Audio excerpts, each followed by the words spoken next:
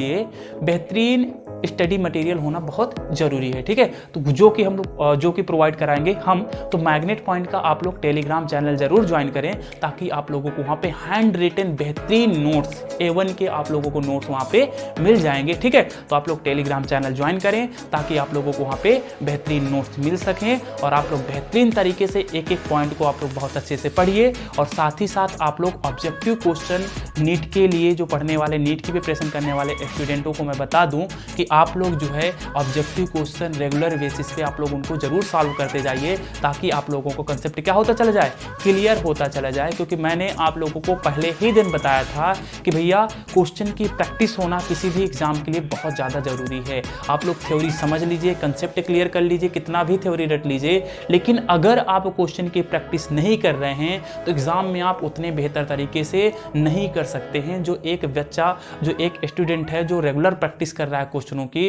वो बहुत अच्छा प्रैक्टिस कर सकता है। क्योंकि आप लोगों को पता होगा कि 90 क्वेश्चन सॉल्व करने होते हैं बायोलॉजी में, और मेरा मानना है कि 90 क्वेश्चन के लिए मैं मैक्सिमम दे रहा हूं 10 to 15 मिनट। ठीक है, 10 से 15 मिनट बहुत ज़्यादा मैंने दे दिया। 10 से 15 मिनट के बीच में आप लोगों के 90 क्वेश्चन बायोलॉजी के एकदम से पूरे बेहतरीन तरीके से क्या हो जाने चाहिए, सॉल्व हो जाने चाहिए। अगर नीट में सिलेक्शन चाहिए तो ये स्ट्रैटेजी आप लोगों के पास क्या होनी चाहिए, होनी ही चाहिए। क्योंकि देखिए ये एक ऐसा सब्जेक्ट होता है कि इसमें बहुत कम टाइम लगता है। अगर आप लोगों को बेहतरीन तरीके से कंसेप्ट क्लियर हैं, बेहतरीन तरीके से आप लोगों ने समझ रखा है, बेहतरीन तरीके से क्वेश्चन की प्रैक्टिस कर रखी है, तो आप लोगों को इन क्वेश्चनों को सॉल्व करने में बहुत ज़्यादा टाइम नहीं लगता है। क्योंकि देखिए डेरिवेशन तो है नहीं कि आप लोगों को क्वेश्चन सॉल्व करने पड़ेंगे तब जाकर उसका रिजल्ट निकल के आएगा, ऐसा तो कुछ है नहीं है। ना ही ये केमिस्ट्री है कि आप लोगों को पूरा उसका रिएक्शन कंप्लीट करना पड़ेगा, रिएक्शन कंप्लीट करने के बाद आप लोगों को रिजल्ट पता चलेगा, ऐसा तो कुछ है नहीं। अगर कंसेप्ट क्लियर है, आपने क्वेश्चन की प्रैक्टिस की है, आप पॉइंटों को पकड़ रहे हैं, बेहतरीन तरीके से प्रैक्टिस कर रहे हैं, तो आप इन क्वेश्चनों को आराम से बेहतरीन तरीके से कर सकते हैं। देखिए बेहतर पढ़ाई के लिए बेहतर स्ट्रैटेजी होना बहुत ज़रूरी है, और किसी दिन फिलहाल मैं स्ट्रैटेजी के लिए आप लोगों को एक अलग से ही वीडियो बनाऊंगा और उसमें मैं आप लोगों को बताऊंगा कि कैसे कैसे आप लोग नीट की प्रिपरेशन करें,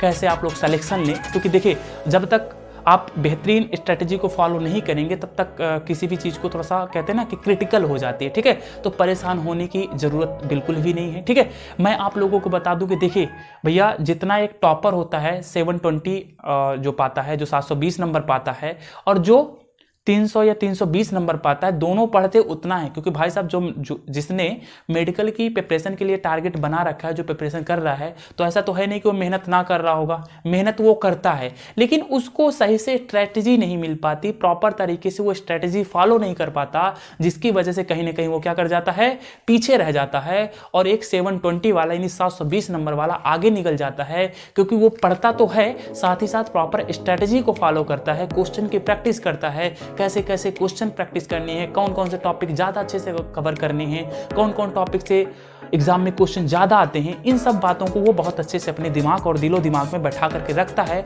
और उसी के अकॉर्डिंग वो क्या करता है, अपनी स्ट्रेटेजी को फॉलो करके स्टडी करता है। ठीक है, तो ये सारी बातें होती है एक टॉपर्स में। ठीक है, तो हालांकि ये सब बातें मैं आप लोगों को बताऊंगा। ठीक है, तो आई होप आप लोगों को बहुत अच्छे से ह्यूमन फिजियोलॉजी का पहला चैप्टर का जो ओवरव्यू था, एलिमेंट्री कैनाल के बारे में हम लोगों ने पासेज बारे में देखा।